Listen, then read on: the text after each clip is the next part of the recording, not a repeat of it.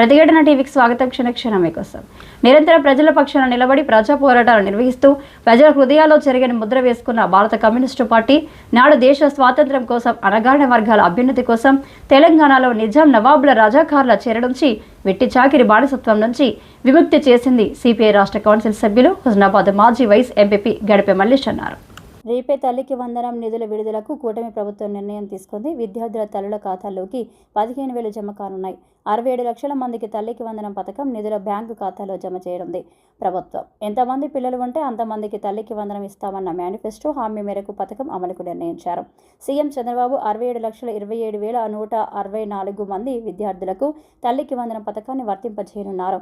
తల్లికి వందనం స్కీమ్ కింద తల్లుల ఖాతాల్లో 8,745 కోట్లు జమ చేయనుంది ప్రభుత్వం. 1వ తరగతిలో అడ్మిషన్ పొందే పిల్లలు, ఇంటర్ ఫస్ట్ ఇయర్లో చేరే విద్యార్థులకు కూడా తల్లికి వందనం అమలు చేయనున్నారు. అడ్మిషన్లు పూర్తి డేటా అందుబాటులోకి రాగానే ఆ విద్యార్థుల తల్లుల ఖాతాల్లో నిధులు జమ చేయనుంది. విధి విధానాలను ఖరారు చేస్తూ నేడు జీవో విడుదల చేయనున్నారు. సూపర్ 6 హామీల్లో ఇప్పటికే పెన్షన్ల పెంపు, అన్న క్యాంటీన్, మెగా డిఎస్సి, దీపం 2 పథకాలు అమలు చేయనుంది కూటమి సర్కార్.